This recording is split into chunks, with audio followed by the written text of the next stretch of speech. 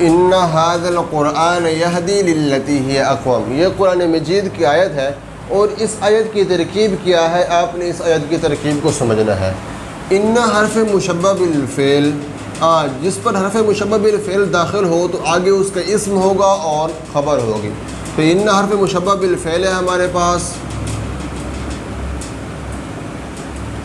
اور ھذا یہ اسم اشارہ، جہاں پر اسم اشارہ ہوگا وہاں پر مشار الیہ کا تذکرہ بھی ہوتا ہے۔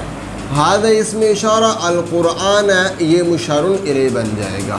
اب دیکھو ان حرف مشبہ بالفعل چاہتا ہے کہ میرا اسم منصوب ہو، تو ھذا القرآن یہ اس کا اسم بنتا تھا۔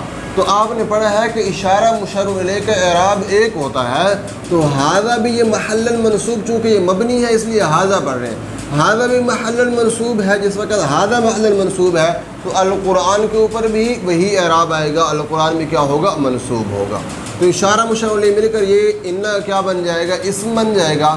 آگے ہمارے پاس یہدی للتی ہی اقوم، یہ ہمارے پاس ان کی خبر بن جائے گی۔ اب دیکھو یہ کیسے بنے گی، یہدی فعل، یہدی آپ کے پاس فعل آ گیا، اور یہدی فعل کے اندر ضمیر ہے، اور وہ ضمیر پھر رہی ہے قرآن کی طرف، وہ ضمیر فاعل جو پھر رہی ہے قرآن کی طرف، لام حرف جارہ، التی اسم موصول، یہ ضمیر پھر مبتدا، اقوم خبر، مبتدا خبر مل کر جملہ اسمیہ ہو کر یہ صلہ بن جائے گا۔